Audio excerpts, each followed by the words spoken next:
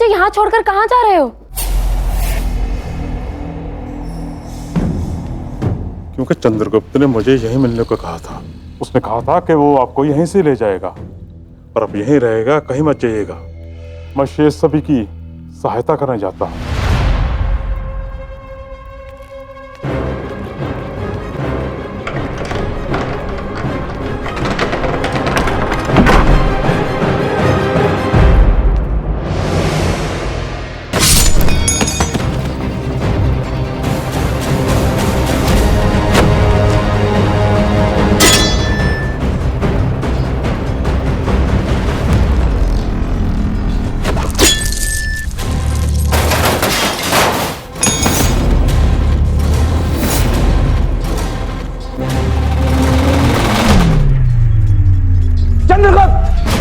दुर्धरा को सुरक्षित निकालो यहां से। तुम्हें पता है हमें कहां मिलना है।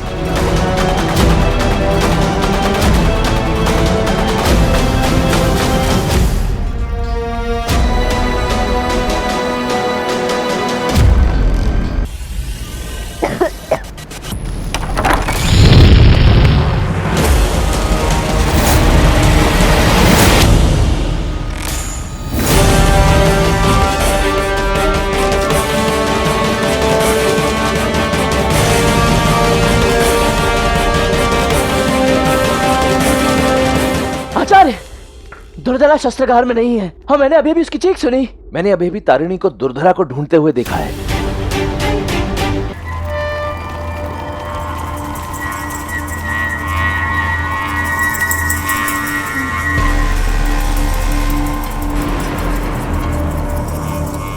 मैंने तुझे मेरी बहन सौंपने को कहा था, मूर्ख।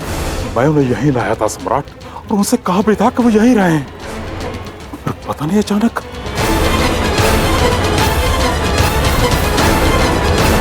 ये देखिए सम्राट, वो यहीं थी, किंतु प्रतीत होता है कि कोई यहाँ आया था और वही उन्हें साथ ले गया। चंद्र, तुम व्यर्थ ही तारिणी के पीछे पड़े हो। उस बिचारी पे इतना अविश्वास क्यों? बिचारी नहीं है वो, दुर्धरा?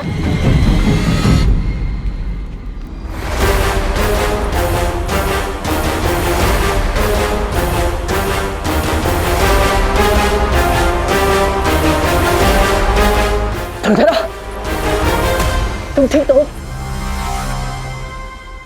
हाँ, तारिणी के कारण मैं बिल्कुल ठीक हूँ। चंद्रगुप्त, अभी इन सब बातों के लिए समय नहीं है। हम चारों ओर से संकट से घिरे हुए हैं, यहाँ से निकलना होगा। जी आचार्य, हम उत्तरी द्वार से निकलते हैं। उसका कोई लाभ नहीं।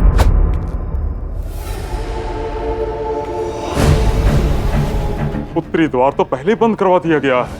मैं अभी देख कर आया हूँ। वहाँ सैनिकों की एक नए टुकड़े पहले तैनात कर दी गई है। मेरे विचार से हमें दक्षिण द्वार की ओर जाना चाहिए।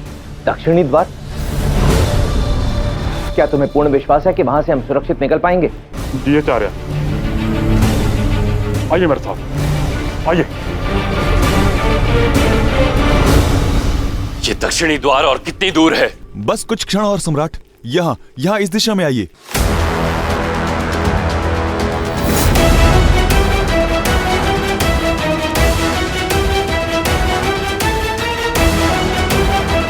दुर्धरा, ऐसा व्यवहार क्यों कर रही हो मेरे साथ? हाथ छोड़ो मेरा। ये क्या बात हुई?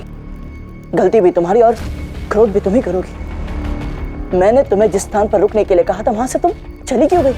तुम जानती हो दुर्धरा, मैं तुम्हें शस्त्रागार में ना देखकर कितना चिंतित हो गया था। बस करो चंद्रगुप्त, मैं तुम्हारे हाथ में आई कोई कठपुतली नहीं जिसे तुमने जहां चाहा जब चाहा रख दिया। तुम्हारे आदेशों का पालन करना ही मेरी सबसे बड़ी भूल थी। एक क्षण, मेरा आदेश कब माना तुमने? अच्छा, तुम्हारे आदेशों का पालन नहीं किया, किंतु जिस व्यक्ति को तुमने भेजा था उसके आदेशों का पालन तो किया ना मैंने। उस महिषा ने ही मुझे आकर बताया कि तुमने मुझे उस शस्त्रागार से दूसरे स्थान पर जाने को कहा है।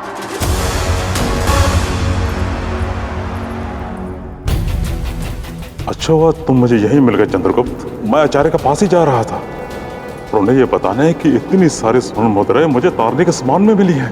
तुम ठीक तो हो? हाँ, तारिणी के कारण मैं बिल्कुल ठीक हूँ। अर्थात धनानंद का गुप्तचर हमारे घर की भेदी तारणी नहीं, महिषा है। यही धनानंद को हर एक जानकारी दे रहा है।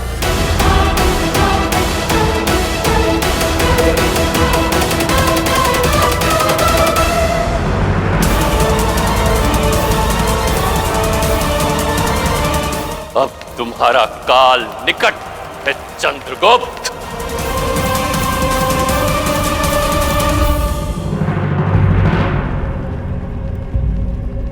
चेहरा दक्षिणी द्वार आचार्य।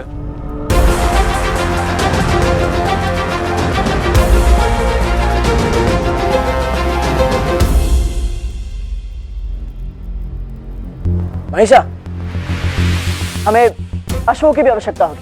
तुम जाओ और अश्व लेकर आओ, जब तक मैं द्वार खोलता हूं। आप सब चलिए मेरे साथ।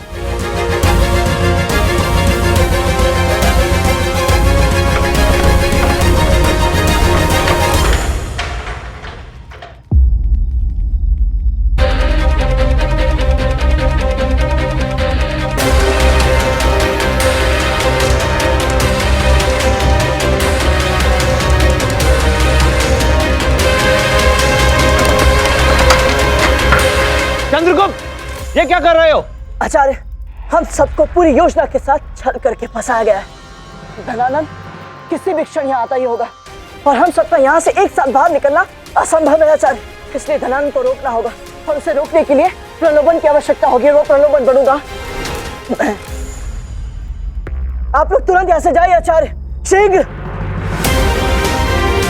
उचित है, परंतु स्मरण रहे, शत्रु हो खंड खंड, हो श्रेष्ठ मेरा भारत अखंड। शीघ्र मिलते हैं।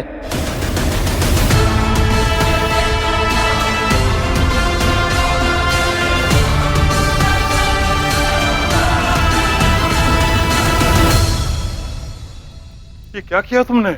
वही जो सही था, विश्वासघाती के साथ विश्वासघात। मैं जान गया हूं महिषा, धनानंद का गुप्तचर और कोई नहीं, तुम हो।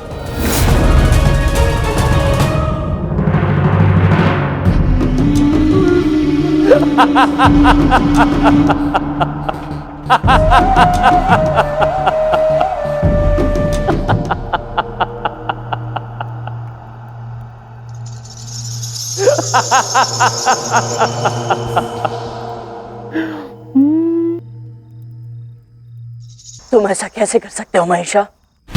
तुम अपनी अंतरात्मा को कैसे बेच सकते हो? कुछ स्वर्ण मुद्राओं के लिए तुमने अपनी निष्ठा, अपनी मातृभूमि का सौदा कर दिया। उत्तर दो महिषा, क्यों किया तुमने ऐसा? मुझे उपदेश देने वाला तुम होते कौन हो? तुम तो राजकुमार हो। यदि तुमने मेरी भांति अपना आधा जीवन उस गहरे अंधेरे गर्त में व्यतीत किया होता तो तुम्हें समझ आता कि भूख क्या होती है। ऐसा कठिन जीवन जीने वाले भौतिक सुखों का मूल्य उसे ही पता होता है। लड़ाई से कहीं अधिक धन उसके लिए महत्वपूर्ण होगा। चंद्रगुप्त, मानता हूं कि मेरा जन्म एक राजकुमार के रूप में हुआ, किंतु बालपन से मैंने अपना जीवन एक दास के रूप में व्यतीत किया था। और कदाचित तुम भूल रहे हो महिषा, जिस अंधेरे गहरे गर्त की तुम बात कर रहे हो वहां मैंने भी अपने जीवन के 5 वर्ष व्यतीत किए थे। अपना जीवन पथ और व्यक्तित्व परिस्थितियां नहीं, हमारे चुनाव पर निर्धारित होता है। महिषा, अब भी तुम्हारे पास समय है। तुम अब भी सही का विकल्प चुन सकते हो। जानते हो महिषा, यदि आज मैं मर भी गया ना तो मुझे लेश मात्र भी दुख नहीं होगा, क्योंकि मैंने अपनी मातृभूमि की अस्मिता को चुना है। किंतु अब तुम क्या चुनोगे ये तुम पर निर्भर करता है। तुम्हें स्वाभिमान के साथ अपनी मृत्यु स्वीकार है या देशद्रोही के कलंक के साथ अपना जीवन जीना।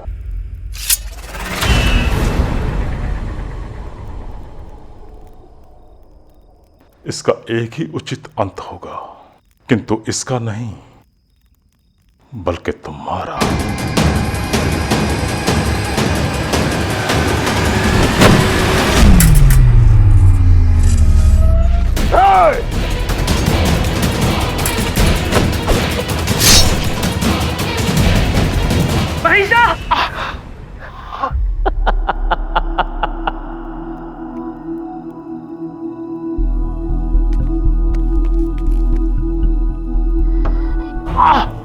महिषा, ये तुमने क्या किया?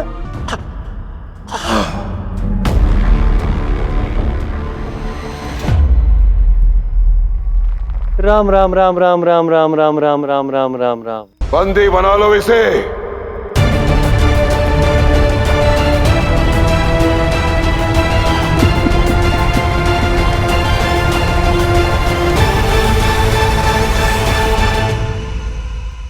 आचार्य, यदि सम्राट चंद्र को मगध लेके जा रहे हैं तो हमें उन्हें रोकना होगा। हमारे पास यही एकमात्र अवसर है, क्योंकि उनके मगध पहुंचने के पश्चात हमारी कठिनाइयां और बढ़ जाएंगी।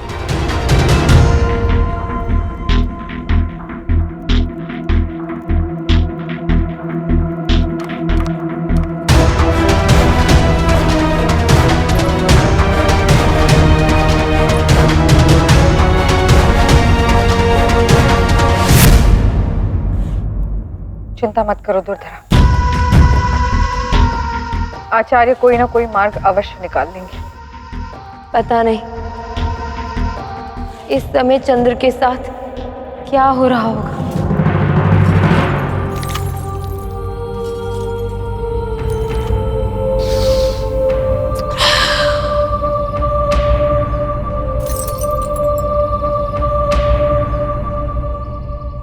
ना ना, हम आते कुछ आनंद नहीं आ रहा। अब भी मुझे इसकी आंखों में साहस और अहंकार दिख रहा है। कुछ ऐसा कीजिए कि इसका अहंकार टूट जाए। जी मां महिम, इसे यातनाएं देने में मुझे निर्मल आनंद आएगा। कोई ऐसा उपाय होगा सम्राट जिससे आपका वचन भी मिथ्या ना हो जाए और आप पर ब्रह्महत्या का पाप भी ना लगे। इसके विषय में स्वयं अमात्य ही हमें जानकारी दे सकते हैं, तो अमात्य दीजिए हमें जानकारी। यदि ब्राह्मण की शिखा काट दी जाए तो वो ब्रह्म हत्या समान होती है। आपका ये उपाय मुझे भा गया महामात्य।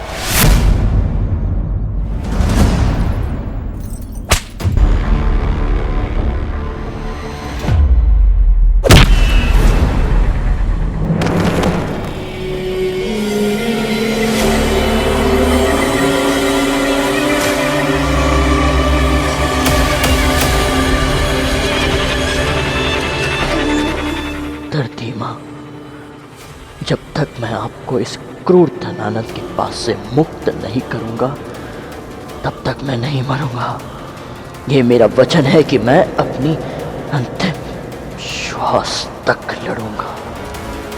आप भी मुझसे निराश मत होना माँ, मुझे कोई मार्ग दिखाना माँ।